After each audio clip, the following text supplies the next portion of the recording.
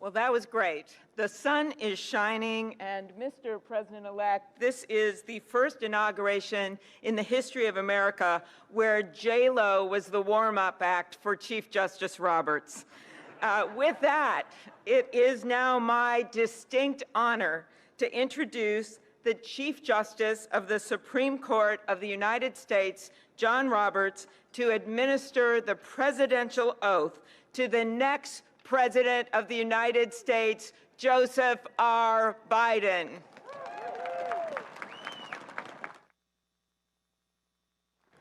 Ladies and gentlemen, please stand for the oath of office, followed by musical honors.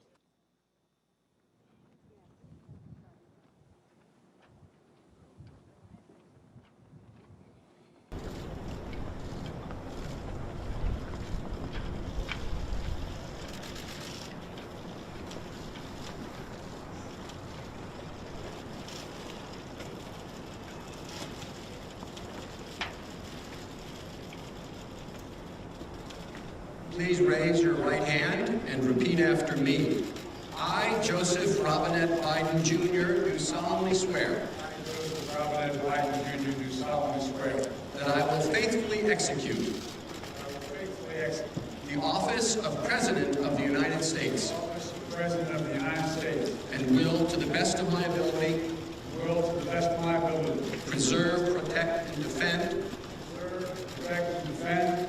The Constitution of the United States. The Constitution of the United States. So help you God. So help me God. Congratulations, Mr. President.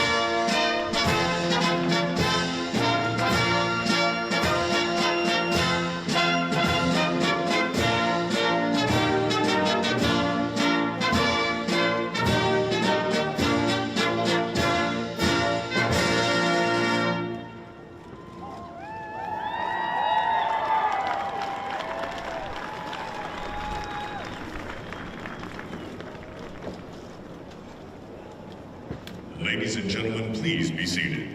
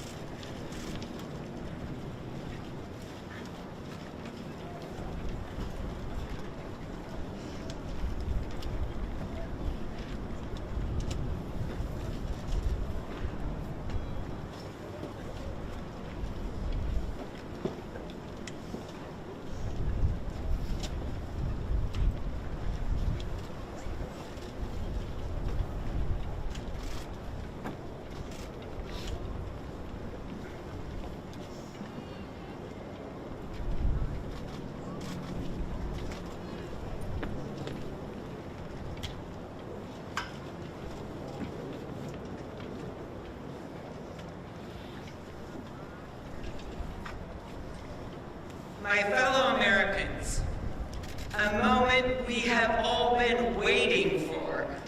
It is now my great privilege and high honor to be the first person to officially introduce the 46th President of the United States, Joseph R. Biden, Jr.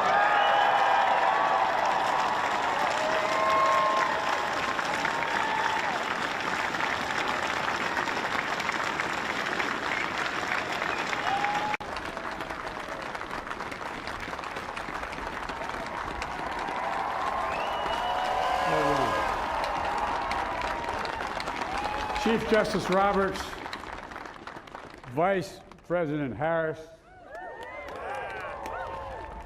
Speaker Pelosi, Leader Schumer, Leader McConnell, Vice President Pence, and my distinguished guests, my fellow Americans. This is America's day. This is democracy's day, a day of history and hope, of renewal and resolve. Through a crucible for the ages, America has been tested anew, and America has risen to the challenge. Today, we celebrate the triumph not of a candidate, but of a cause, the cause of democracy. The people, the will of the people has been heard, and the will of the people has been heeded. We've learned again that democracy is precious, democracy is fragile, and at this hour, my friends, democracy has prevailed. So now, on this hallowed ground where just a few days ago, violence sought to shake the Capitol's very foundation, we come together as one nation, under God, indivisible, to carry out the peaceful transfer of power as we have for more than 2 centuries. As we look ahead in our uniquely American way, restless, bold, optimistic, and set our sights on the nation we know we can be and we must be. I thank my predecessors of both parties for their presence here today. I thank them from the bottom of my heart. And I know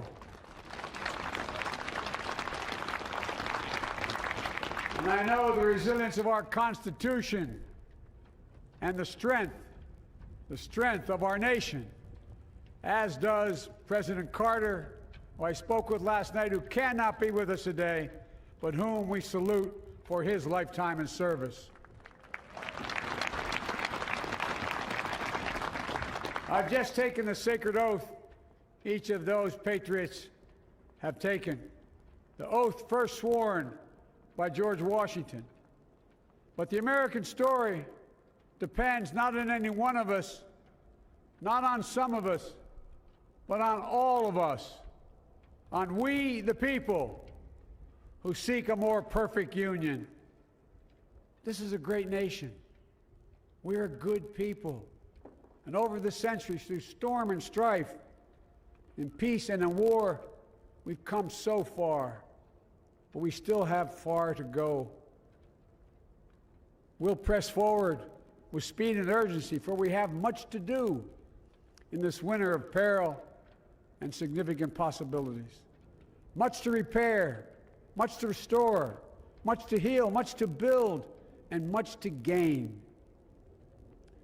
Few people in our nation's history have been more challenged or found a time more challenging or difficult than the time we're in now. Once-in-a-century virus that silently stalks the country. It's taken as many lives in 1 year as America lost in all of World War II. Millions of jobs have been lost. Hundreds of thousands of businesses closed. A cry for racial justice, some 400 years in the making, moves us. The dream of justice for all will be deferred no longer. A cry for survival comes from the planet itself, a cry that can't be any more desperate or any more clear. And now, a rise of political extremism, white supremacy, domestic terrorism, that we must confront and we will defeat. To overcome these challenges, to restore the soul and secure the future of America, requires so much more than words. It requires the most elusive of all things in a democracy: unity. Unity.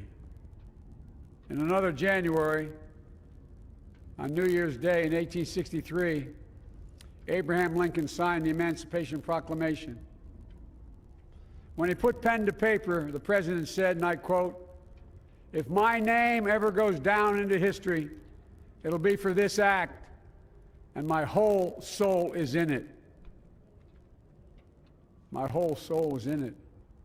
Today, on this January day, my whole soul is in this, bringing America together, uniting our people, uniting our nation. And I ask every American to join me in this cause.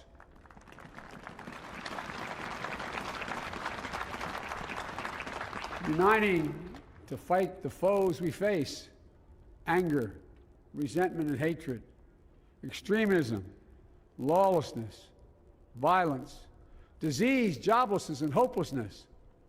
With unity, we can do great things, important things. We can right wrongs. We can put people to work in good jobs. We can teach our children in safe schools. We can overcome the deadly virus.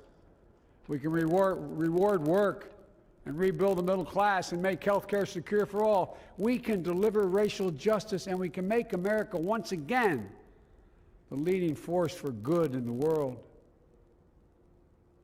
I know speaking of unity can sound to some like a foolish fantasy these days. I know the forces that divide us are deep and they are real. But I also know they are not new. Our history has been a constant struggle between the American ideal that we're all created equal and the harsh, ugly reality that racism, nativism, fear, demonization have long torn us apart. The battle is perennial, and victory is never assured. Through Civil War, the Great Depression, World War, 9/11, through struggle, sacrifice, and setbacks, our better angels have always prevailed. In each of these moments, enough of us have come together to carry all of us forward. And we can do that now. History, faith, and reason show the way of unity. We can see each other not as adversaries, but as neighbors. We can treat each other with dignity and respect. We can join forces, stop the shouting, and lower the temperature. For without unity, there is no peace, only bitterness and fury. No progress, only exhausting outrage. No nation, only a state of chaos. This is our historic moment of crisis and challenge, and unity is the path forward. And we must meet this moment as the United States of America. If we do that, I guarantee you we will not fail. We have never, ever, ever, ever failed in America. We've acted together. And so today, at this time, in this place, let's start afresh, all of us. Let's begin to listen to one another again, hear one another, see one another, show respect to one another. Politics doesn't have to be a raging fire, destroying everything in its path. Every disagreement doesn't have to be a cause for total war. And we must reject the culture in which facts themselves are manipulated and even manufactured.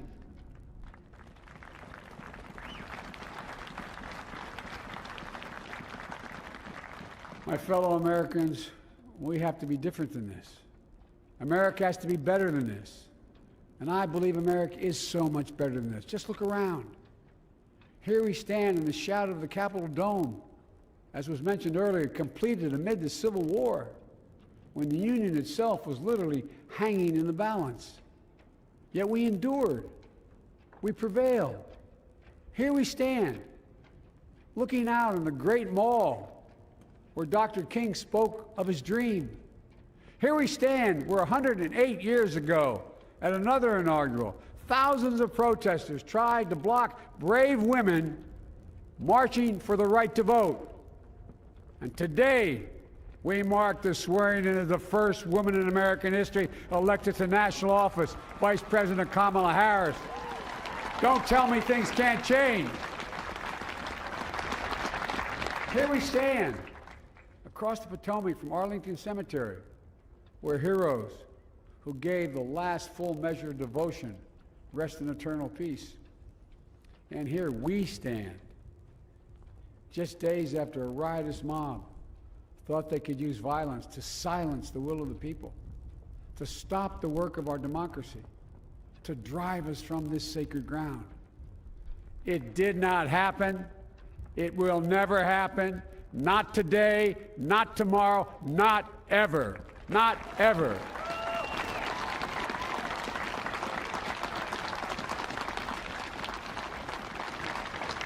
To all those who supported our campaign, I'm humbled by the faith you've placed in us. To all those who did not support us, let me say this. Hear me out as we move forward. Take a measure of me and my heart. If you still disagree, so be it. That's democracy. That's America.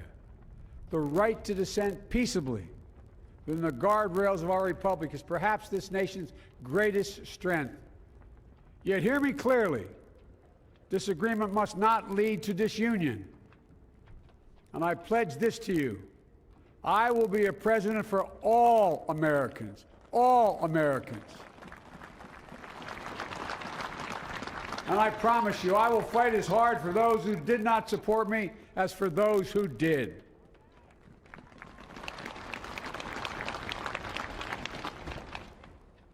Many centuries ago, St. Augustine, a saint of my church, wrote that a people was a multitude defined by the common objects of their love. Defined by the common objects of their love. What are the common objects we as Americans love that define us as Americans? I think we know. Opportunity, security, liberty, dignity, respect, honor, and yes, the truth. Recent weeks and months have taught us a painful lesson. There is truth and there are lies. Lies told for power and for profit. And each of us has a duty and a responsibility as citizens, as Americans, and especially as leaders. Leaders who have pledged to honor our Constitution and protect our nation, to defend the truth and defeat the lies. Look, I understand that many of my fellow Americans view the future with fear and trepidation. I understand they worry about their jobs. I understand, like my dad, they lay at bed wondering, can I keep my health care? Can I pay my mortgage? Thinking about their families, about what comes next. I promise you, I get it. But the answer is not to turn inward, to retreat into competing factions, distrusting those who don't look like you, or worship the way you do, or don't get their news from the same sources you do. We must end this uncivil war that pits red against blue, rural versus urban, or rural versus urban, conservative versus liberal. We can do this if we open our souls instead of hardening our hearts, if we show a little tolerance and humility, and if we're willing to stand in the other person's shoes, as my mom would say, just for a moment, stand in their shoes. Because here's the thing about life. There's no accounting for what fate will deal you. Some days, when you need a hand. There are other days when we're called to lend a hand. That's how it has to be. That's what we do for one another. And if we are this way, our country will be stronger, more prosperous, more ready for the future. And we can still disagree. My fellow Americans, in the work ahead of us, we're going to need each other. We need all our strength to persevere through this dark winter. We're entering what may be the toughest and deadliest period of the virus. We must set aside politics and finally face this pandemic as one nation. One nation. And I promise you this, as the Bible says, weeping may endure for a night, but joy cometh in the morning. We will get through this together. Together. Look, folks, all my colleagues I serve with in the House and the Senate up here, we all understand the world is watching all of us today. So here's my message to those beyond our borders. America has been tested, and we've come out stronger for it. We will repair our alliances and engage with the world once again, not to meet yesterday's challenges, but today's and tomorrow's challenges. And we'll lead not merely by the example of our power, but by the power of our example.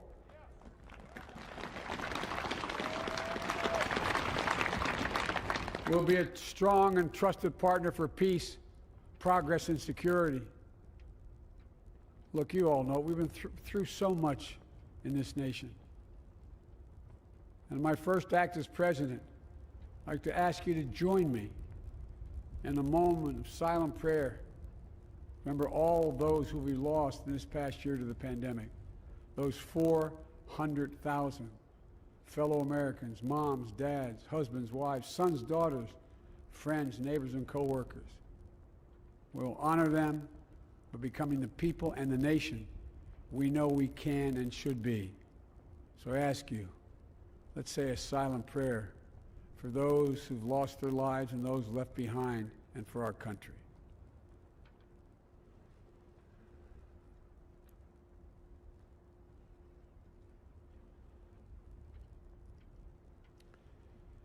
Amen. Folks, this is a time of testing. We face an attack on our democracy and on truth, a raging virus, growing inequity, the sting of systemic racism, a climate in crisis, America's role in the world. Any one of these would be enough to challenge us in profound ways. But the fact is, we face them all at once, presenting this nation with one of the gravest responsibilities we've had. Now we're going to be tested. Are we going to step up, all of us? It's time for boldness, for there's so much to do. And this is certain. I promise you, we will be judged, you and I, by how we resolve these cascading crises of our era. We will rise to the occasion is the question. Will we master this rare and difficult hour? Will we meet our obligations and pass along a new and better world to our children? I believe we must. I'm sure you do as well. I believe we will. And when we do, we'll write the next great chapter in the history of the United States of America, the American story. A story that might sound something like a song that means a lot to me. It's called American Anthem. And there's one verse that stands out, at least for me, and it goes like this. The work and prayers of century have brought us to this day. What shall be our legacy? What will our children say? Let me know in my heart when my days are through. America, America, I gave my best to you. Let's us add our own work and prayers to the unfolding story of our great nation. If we do this, then when our days are through, our children and our children's children will say of us, they gave their best, they did their duty, they healed a broken land. My fellow Americans, I close the day where I began, with the sacred oath. Before God and all of you, I give you my word. I will always level with you. I will defend the Constitution. I'll defend our democracy. I'll defend America. and will give all of you, keep everything I do in your service, thinking not of power, but of possibilities, not of personal interest, but the public good. And together we shall write an American story of hope, not fear, of unity, not division, of light, not darkness, a story of decency and dignity, love and healing, greatness and goodness. May this be the story that guides us, the story that inspires us, and the story that tells ages yet to come that we answered the call of history. We met the moment. Democracy and hope, truth and justice did not die on our watch but thrived. That America secured liberty at home and stood once again as a beacon to the world. That is what we owe our forebears, one another, and generation to follow. So, with purpose and resolve, we turn to those tasks of our time, sustained by faith, driven by conviction, and devoted to one another and the country we love with all our hearts. May God bless America, and may God protect our troops. Thank you, America.